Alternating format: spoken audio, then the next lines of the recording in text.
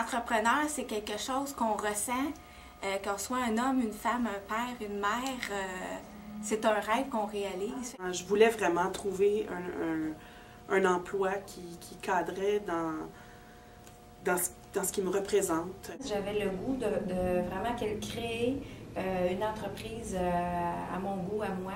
J'avais besoin de choses plus concrètes. Je voulais être plus près des gens. J'avais besoin de défis. C'est vraiment quelque chose qui est inné en moi. J'ai toujours besoin de faire quelque chose de différent, de partir de quelque chose qui est propre à moi. Il faut être quelqu'un de très téméraire. Il faut avoir beaucoup d'audace et énormément de patience parce que c'est pas quelque chose qui va arriver du jour au lendemain. De l'énergie.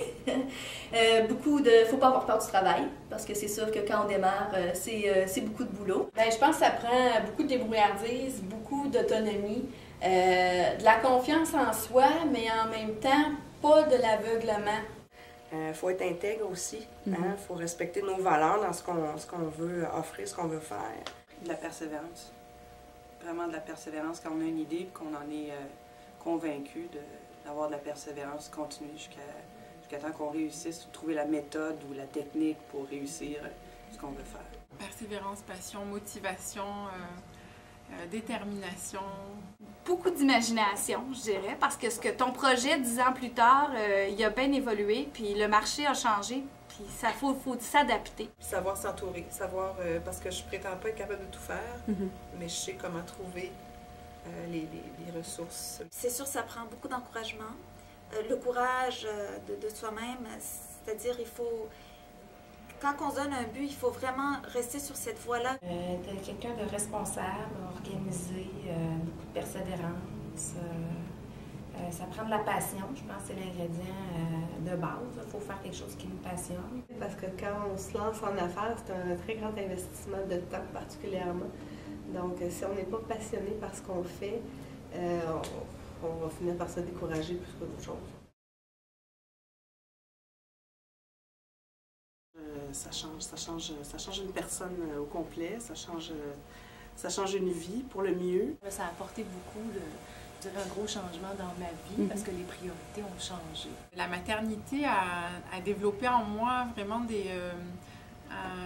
une soif de savoir, d'apprendre.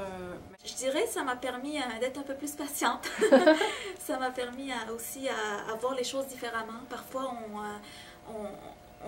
on veut quelque chose, mais on a d'autres priorités maintenant. C'est que tu veux tellement donner à tes enfants qu'à ce moment-là, tu as envie de partager encore plus. On dirait que tu ouvres la valve.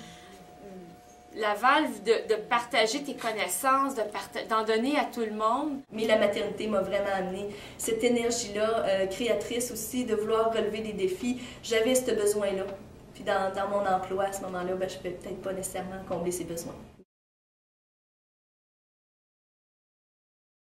Pour l'avoir vécu, être à mon compte sans enfant, puis être à mon compte avec un enfant, ce que je réalise, c'est que j'optimise beaucoup plus mon temps au travail depuis que je suis maman, parce que je veux finir ma journée à une heure raisonnable, je veux pouvoir rentrer à la maison, être présente pour son souper, pour son bain, pour son dodo. Comme mère entrepreneur, on a vraiment un gros travail à faire en termes de conciliation, travail-famille, et ça, s'il y a quelque chose qui nous distingue, c'est entre autres ça. Je pense que le principal avantage, c'est qu'une mère entrepreneur, elle est très polyvalente. Elle est très à l'écoute des gens autour d'elle et elle est capable de déléguer. Ça, c'est très important parce que lorsqu'on démarre une entreprise, il faut assurer nos arrières, particulièrement si on a des jeunes enfants. La différence, c'est dans le souci.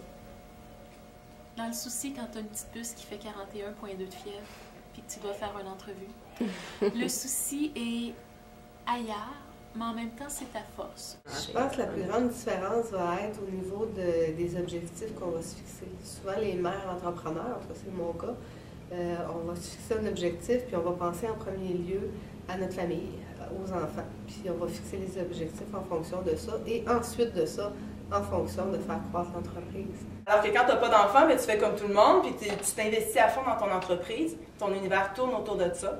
Tandis que quand tu as des enfants, ça équilibre un peu ta vie. Ton entreprise n'est pas le centre de ton univers, il y a des gens beaucoup plus importants qui sont le centre de ton univers. Le constat que j'ai fait, c'est que c'est pas plus facile d'être entrepreneur que d'être salarié, par exemple. Les horaires sont pas plus courts. Ce qui est intéressant, c'est que les horaires peuvent être plus souples. Évidemment, ça dépend du domaine aussi qu'on a choisi. Donc, cette souplesse-là nous permet souvent de mieux moduler les demandes là, de la famille par rapport à celles de notre carrière. Si mes enfants sont malades, je ne vais pas au travail, il n'y a pas de problème. Si j'ai décidé que cette semaine-là, j'étais plus fatiguée, bien, je pouvais justement plus jouer avec mon horaire. Bien, je pense que si je n'avais pas mon entreprise, la conciliation travail-famille, dans le sens propre dont on parle, serait pratiquement impossible. Un autre avantage, c'est les décisions, c'est moi qui les prends. J'ai pas besoin de passer par un comité. Dans le fond, on est notre propre patron aussi, puis ça change toute la dynamique. C'est toi qui prends les décisions finales, ultimes, puis tu te donnes la chance de faire des essais-erreurs. La liberté. La liberté, le dépassement, de faire un saut en vol plané, mais sans parachute.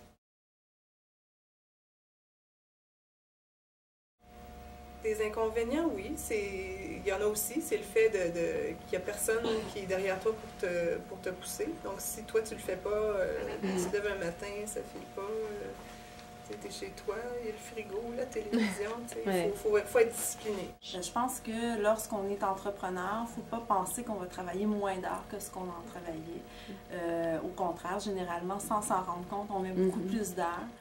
C'est certain aussi qu'il ne faut pas se faire d'accroire.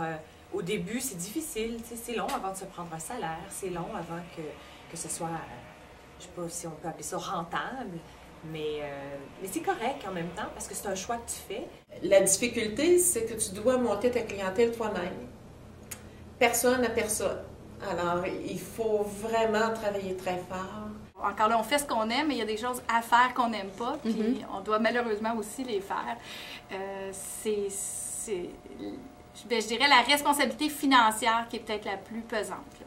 On fait des plans d'affaires, on fait des prévisions, mais il reste toujours une portion qui est comme qui demeure inconnue.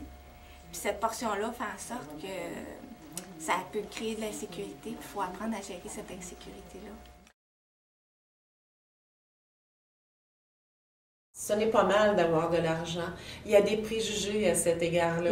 Les femmes, en général, veulent d'abord réussir, satisfaire un objectif, mais il faut absolument mettre dans la liste que faire de l'argent, ce n'est pas mal. Au contraire, ça permet de réaliser beaucoup de bien. Bien, c'est un objectif qu'on vise. On ne peut pas se le cacher.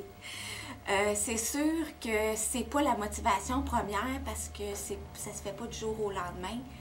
Parce qu'en affaires, c'est pas nécessairement les sous dans ta poche qui sont là au bout du compte, c'est plus la valorisation, c'est plus le bonheur d'avoir accompli quelque chose, que cette chose-là soit connue des gens alentour. Il faut voir ça plus comme ça, parce que si c'est juste les sous, on risque d'être malheureux, on ne court pas après le bon but. D'un autre côté, je me rends compte que l'argent, c'est important aussi quand on veut se loger, se nourrir, puis s'occuper de notre famille. Puis c'est une réalité, puis au bout de la ligne, les chiffres sont là, mais c'est pas ma priorité première, c'est de rendre un bon service, de me réaliser dans mon travail, d'aider les gens.